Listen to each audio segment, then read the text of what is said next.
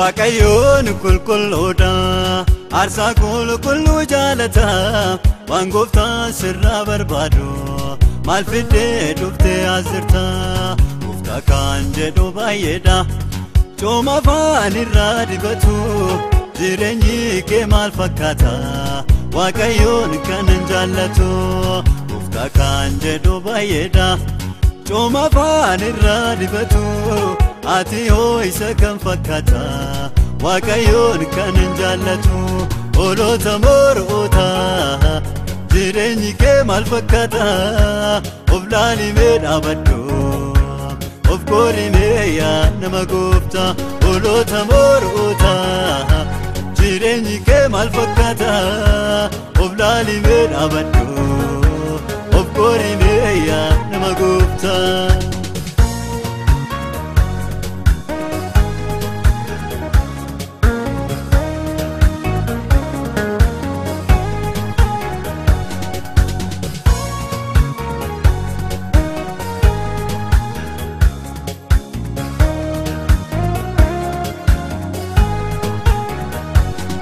namna kaofi adutti karansa hundu sirriidha garuu gooftaa yaada namaa madaalli irratti meejana jireenyi kee maal fakkaata of ilaalimee namaa namna kaofi adutti karansa hundu sirriidha garuu gooftaa yaada namaa madaalli irratti meejana jireenyi kee maal fakkaata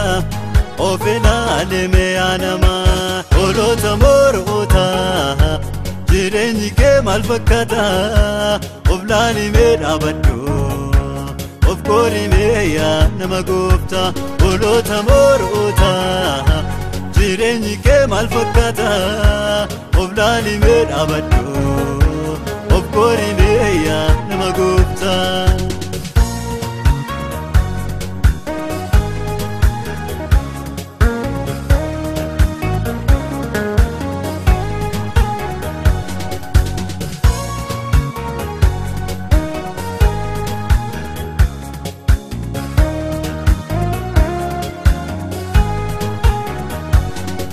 Kalama kabataniif mukalama ikoraniif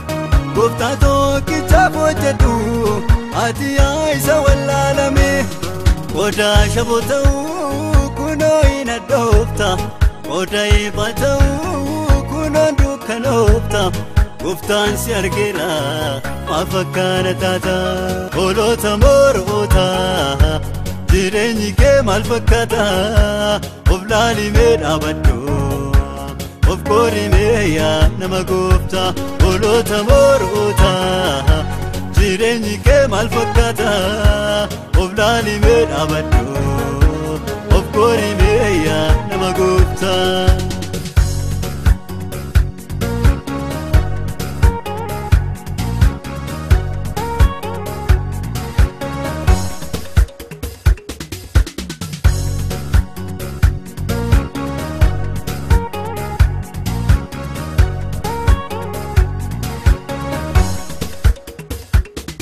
eenyu kan tulluu Waaqayyoo irratti ol ba'uu danda'u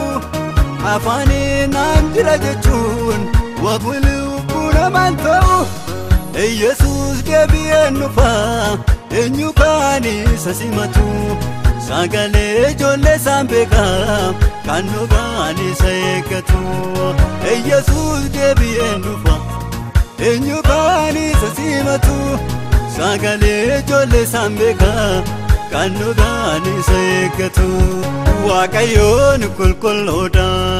aarsaa qulqulluu jaalata waan gooftaan sirraa barbaadu